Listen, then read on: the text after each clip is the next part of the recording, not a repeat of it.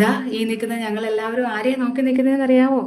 നമുക്ക് തിരിച്ച് ആലുവയിലേക്ക് വരാനുള്ള നേത്രാവതി എക്സ്പ്രസ്സിനെ നോക്കി നിൽക്കുന്നതാണ്. ഏകദേശം വെളുപ്പിനെ 3 മണിയോടുകൂടി ബൈന്ദൂർ സ്റ്റേഷനിൽ എത്തേണ്ട ഞങ്ങളുടെ ഈ നേത്രാവതി എക്സ്പ്രസ് എത്തിയപ്പോൾ സമയം ഏകദേശം 6:45. നമ്മളിതൊന്നും അറിയാതെ മൂകാംബിക ദർശനത്തിന് ശേഷം 1 മണിയോടുകൂടി മൂകാംബികയിൽ നിന്ന് ബൈന്ദൂർ സ്റ്റേഷനിലെത്തി. നമ്മൾ മാത്രമല്ല, ആ കാണുന്ന ജനങ്ങളെല്ലാം ആ സമയത്ത് ബൈന്ദൂർ സ്റ്റേഷനിലെത്തിയ ആളുകളാണ്. ബൈന്ദൂർ സ്റ്റേഷൻ നമ്മളീ കാണുന്ന എറണാകുളം സ്റ്റേഷൻ പോലെയൊന്നുമല്ല കേട്ടോ, കുറേ പരിമിതികളുള്ള ഒരു സ്റ്റേഷനാണ്. എന്തായാലും എത്തിയപ്പോൾ തന്നെ നമുക്ക് മനസ്സിലായി ട്രെയിൻ ലേറ്റ് ആണെന്ന്. പിന്നെ കിട്ടിയ ബെഞ്ചിലൊക്കെ നമ്മൾ കയറിയിരുന്നു.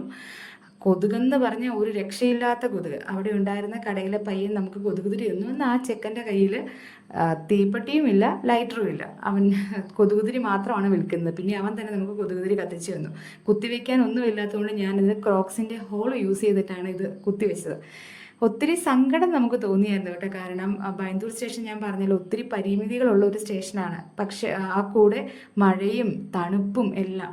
പക്ഷേ ഇപ്പോൾ ഓർക്കുമ്പം നമുക്ക് ഒരു എന്താ തോന്നുന്നത്, ഒരു രസകരമായ അനുഭവം പോലെ എടുക്കുമ്പോൾ ഒരു രസം തോന്നുന്നുണ്ട്.